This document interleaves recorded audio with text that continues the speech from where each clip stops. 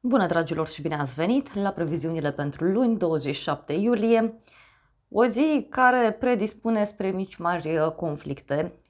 Uite, luni ne putem trezi că avem tot felul de responsabilități pe cap sau luni există riscul unor mici mari blocaje birocratice, să știu eu, mici mari conflicte cu șefii, cu autoritățile, dar în ziua de luni totuși ni se cere să vedem puțin lucrurile mai clar și să nu mai luăm totul la modul personal și să încercăm pe cât posibil să nu ne impunem noi propriile reguli prin curtea vecinului, că vecinul știe mai bine cum anume să-și așeze lucrurile. Mai mult decât atât, ziua de luni vine și cu multă inspirație, dar poate duce și spre orgolii, spre dorință de putere, de strălucire. Și aici trebuie să fim puțin atenți. Da? Poate să fie și acel moment în care un blocaj, un impuls pe care îl primim să ne ajute să facem ceva bun. Uite, dacă vrei, luni poate să fie și acel moment în care, când viața îți dă lămâi, tu reușești și faci limonadă. Acum, suntem așa, în Marea Preoteasă Faetonul, deci o zi de luni în care suntem destul de concentrați pe informații. Vedeți că informațiile astea vor circula din toate direcțiile și e important să găsim acolo un echilibru.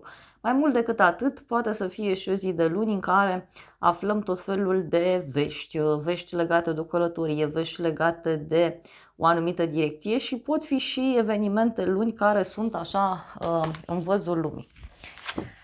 Avem puterea, o conexiune cu ideea aceasta de luptă. Deci luni e și despre luptă, dar trebuie să fim puțin atenți pe partea asta cu lupta. În ziua de luni trebuie să fim puțin prudenți pe partea aceasta de conflicte, da? Și de asemenea tot ziua de luni ne invită să dăm oarecare dovadă de răbdare, de înțelegere și să ne dăm seama încă o dată că fiecare are frumusețea sa, strălucirea sa și că e o perioadă în care ni se cere să punem oarecare frână pe tot ceea ce ține de instincte din aceste animalice, da? Teritoriale, de vânat și așa mai departe.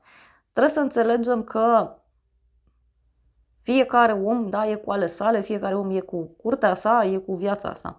Pentru că există un risc de conflict. Uite, dacă vreți, poate fi un conflict public, da, luni, sau putem să vedem și oameni care iau razna pe jurul nostru și se apucă și se ceartă și au tot felul de discuții.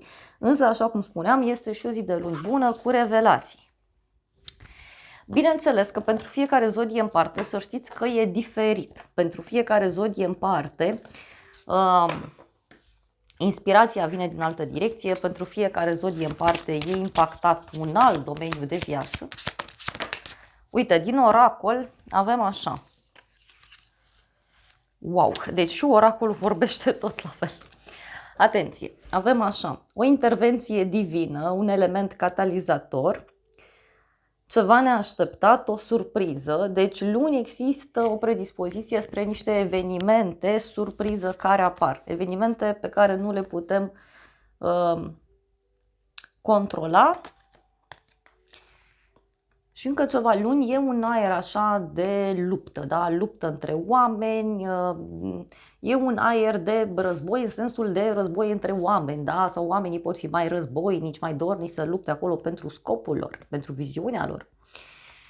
Apoi avem a lăsa deoparte trecutul, răbdare, a renunța și apoi avem o fostă iubire, amintiri care vin din trecut, nostalgie.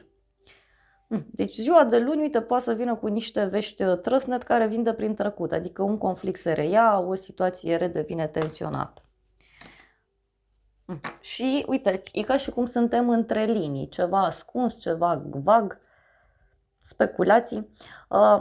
Pentru ziua de luni, să știți că pentru fiecare zodie în parte e diferit, da? Pentru fiecare zodie în parte e un alt domeniu de viață care se reactivează, așa că vă invit cu drag pe aplicația mea să vedeți ce se întâmplă pentru semnul vostru zodiacal în ziua de luni, dar și ce se întâmplă pentru semnul vostru zodiacal în această săptămână, pentru că avem și acea lună plină din Vărsător care... Mă rog, care e pe lângă Pluto, da? Luna e pe lângă Pluto, pe lângă Juno și Uranus, care e guvernator, își dă și el mâna acolo, adică sunt lucruri foarte intense care se pot petrece săptămâna aceasta, mai ales și pentru fiecare dintre noi, așa că vă invit cu drag pe aplicație să vedeți ce anume se poate întâmpla. Vă îmbrățișez cu drag și vă aștept pe aplicație să vedeți și previziunile pentru luna august, că au apărut aproape toate zodiile. Vă îmbrățișez cu drag și ne vedem pe aplicație.